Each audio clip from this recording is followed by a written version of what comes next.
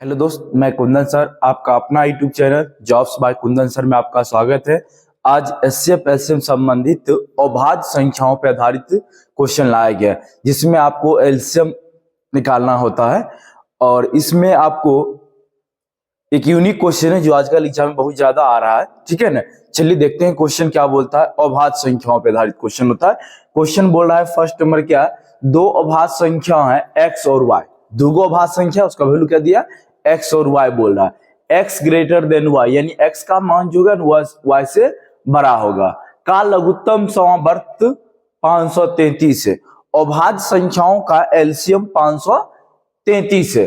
4y minus x का मान ज्ञात करें, यानी दो संख्या जो था अभाज्य संख्या एक्स और वाई, उसका एलसीएम कितना है, 533 है। आपको पता होना चाहिए, शुरू जो क्लास लिए पीछे क्लास में बताया गया है कि अभाज्य संख्याओं का एलसीएम जो होता है वो संख्याओं के गुणनफल के बराबर होता है, और अभाज्य संख्याओं का एचसीएफ जो होता है वो हमेशा 1 होता है ना। दो अंकों की संख्या हो, तीन अंकों की संख्या हो ना, वो सभी अभाज्य संख्याओं का एचसीएफ क्या होगा, 1 होगा। और अभाज्य संख्याओं का एलसीएम क्या होगा, आपको हमेशा उसका गुणनफल के बराबर होता है। तो यहाँ 533 है, तो 533 से दो गो संख्या है, और इसका कौन कौन संख्या होने वाला, इस बात को चेक करने के लिए अभाज्य संख्याओं से आप भाग दीजिए। तो अभाज्य संख्या से भाग देंगे तो बताइए क्या इसमें दो का भाग लगेगा, दो का विभाज्यता नियम, इकाई अंक 0 हो या कोई सम अंक नहीं हुआ।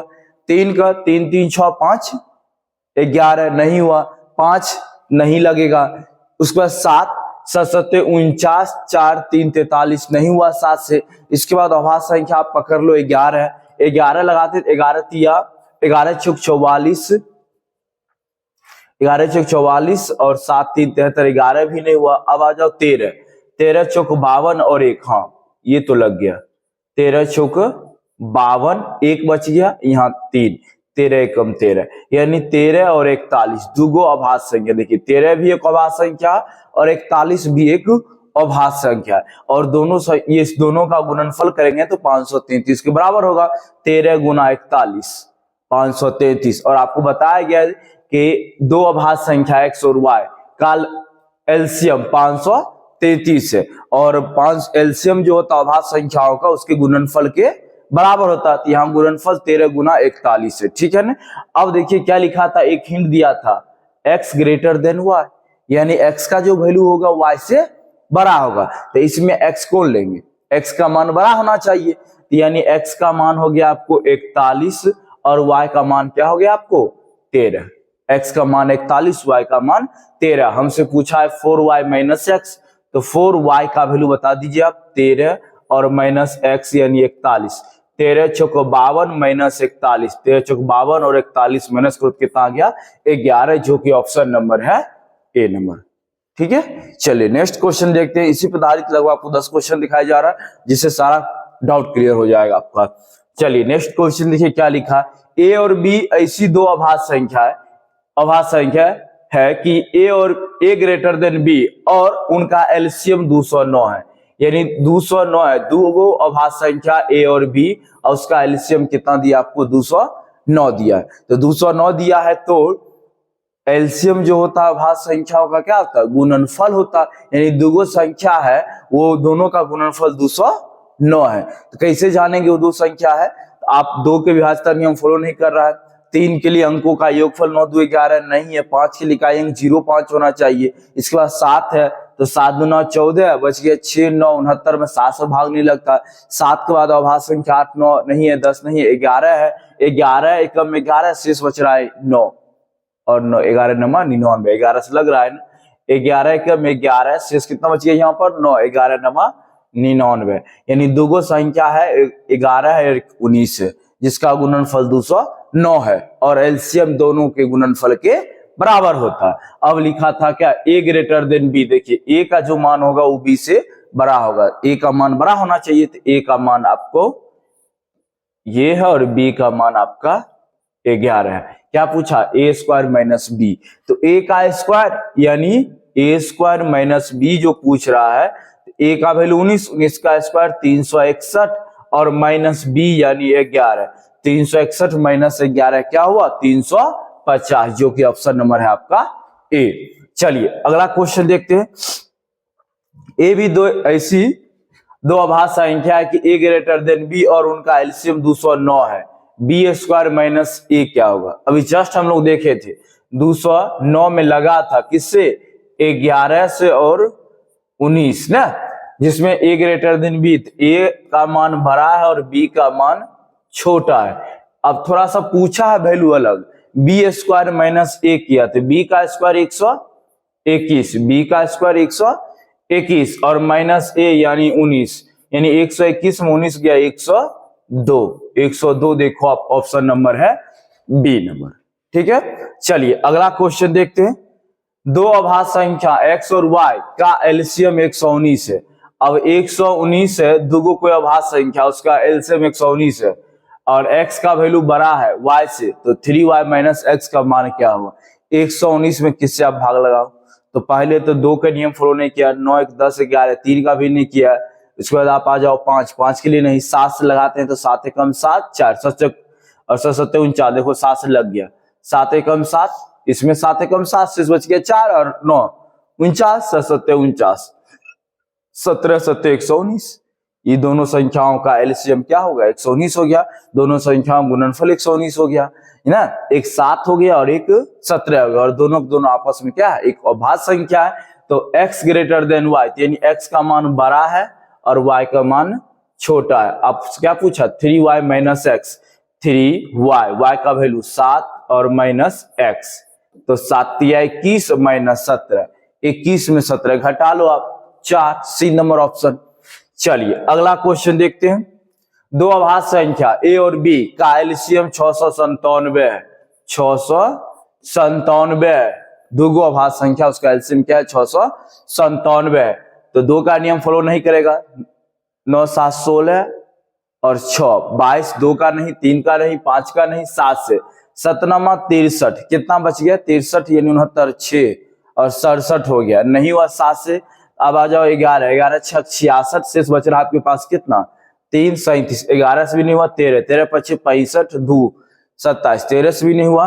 13 के बाद आप आ जाओ अभाज्य संख्या में 14 15 16 17 ले लो, 17 चौक 68, देखो 17 चौक 68 और 17 एकम 17, 17 से लग रहा है, 17 चौक 68, शेष कितना 1 और 17 एकम 17, यानी 17 और 41, a greater than b greater than, यानी ए का मान जो होगा बी से बड़ा होगा और ए बी दोनों का जो मान होगा वो 1 से बड़ा होगा। तो ए का वैल्यू हो गया 41 और बी का वैल्यू हो गया आपको 17। पूछा है ए माइनस 2b, ए का मान है 41 माइनस 2b यानी बी का वैल्यू 17, 41 माइनस 34, 34 41 माइनस 34 कितना बच रहा है आपको 7, ऑप्शन नंबर है ए। ठीक है, चलिए अगला क्वेश्चन देखते हैं। दो अभाज्य संख्या x और y, x greater than y का एलसीएम 319 है।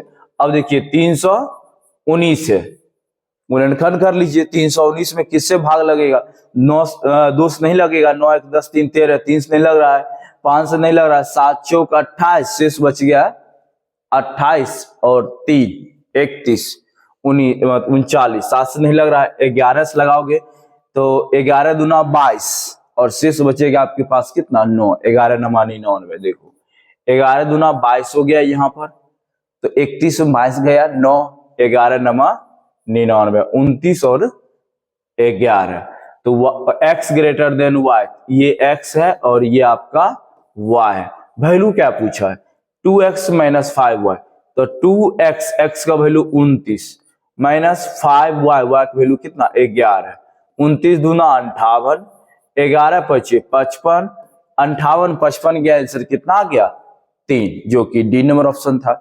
चलिए अगला क्वेश्चन देखते हैं। दो अभाज्य संख्याओं x और y का एलसीएम क्या होगा। देखिए क्वेश्चन क्या बोला है, दुगो अभाज्य संख्या x और y, दुगो अभाज्य संख्या उसका एलसीएम क्या होगा, सॉरी महत्तम समावर्तक यानी एचसीएफ क्या होगा, यानी दुगो अभाज्य संख्या है x और y, उसका एचसीएफ क्या होगा। और आपको बताया गया किसी भी अभाज्य संख्याओं का एचसीएफ हमेशा क्या होता है 1 होता है, एचसीएफ क्या होता है 1 होता है, अभाज्य संख्याओं का एचसीएफ 1 होता है और अभाज्य संख्याओं का एलसीएम उसके गुणनफल के बराबर होता है। यानी आपसे पूछ लेता है इस दोनों का एलसीएम तो x गुने y लगाते हैं, आंसर एलसीएम क्या होगा x गुने y। चलिए अगला क्वेश्चन देखते हैं। दो सौ अभाज्य संख्याओं का गुणनफल 483 है। दोनों संख्याओं के एलसीएम क्या ज्ञात कीजिए। देखिए कितना आसान बात पूछ लिया है। दे दिया है दो संख्याओं का गुणनफल, अभाज्य संख्याओं का गुणनफल। कौन सी संख्या? अभाज्य संख्याओं का गुणनफल 483 है और उनका एलसीएम क्या होगा। आपको बताया गया था कि एलसीएम जो होता है अभाज्य संख्याओं का, उसके गुणनफल के बराबर होता है।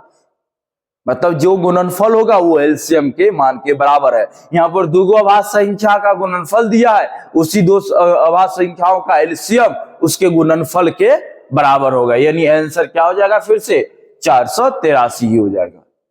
चलिए अगला क्वेश्चन देखते हैं। 100 अभाज्य संख्याओं के समुच्च का महत्तम समावर्तक डैश के बराबर होगा। 100 अभाज्य संख्याओं का जो समुच्च होगा उसमें एचसीएफ किसके बराबर होगा? तो वो हमेशा 1 के बराबर होगा। देखिए उनमें से सबसे बड़ी संख्या नहीं 1 2, उनमें सबसे छोटी संख्या क्या होगा? आंसर 1 होगा। मतलब अभाज्य संख्याओं का समुच्च उसका एचसीएफ क्या होता है? हमेशा 1 होता है। चलिए अगला क्वेश्चन देखते हैं। यदि ए और बी दो 100 अभाज्य संख्या है तो उनका एलसीएम क्या होगा? तो दो अभाज्य संख्या है, ए और बी 100 अभाज्य संख्या है, तो उनका एलसीएम क्या होगा? उसके गुणनफल के बराबर होगा। उसके गुणनफल के बराबर होगा, ए गुना बी के बराबर होगा। चलिए अगला क्वेश्चन देखिए। दो अलग अलग संख्याओं का महत्तम समावर्तक हमेशा 1 होता है। देखिए दो अलग अलग संख्या है, उसका एचसीएफ हमेशा 1 होता है। किसका? जो अभाज्य संख्या होता है उसका एचसीएफ हमेशा क्या होता है? 1 होता है। एक संख्या विषम होती, दूसरी संख्या सम होती, गलत बात है। दोनों संख्याएं अभाज्य संख्याएं होती है, ये बात सही है। दोनों संख्या अभाज्य संख्या होगी तभी तो उसका एचसीएफ क्या होगा? 1 होगा। दोनों संख्या सम होती है, गलत बात है। दोनों संख्या विषम होती है, ये भी गलत है। आंसर क्या हो गया? बी नंबर हो गया। बस इतना ही क्वेश्चन था। फिर मिलते हैं नेक्स्ट क्लास में। आपको क्लास अच्छा लगता है तो क्लास को शेयर जरूर करें, चैनल सब्सक्राइब जरूर करें।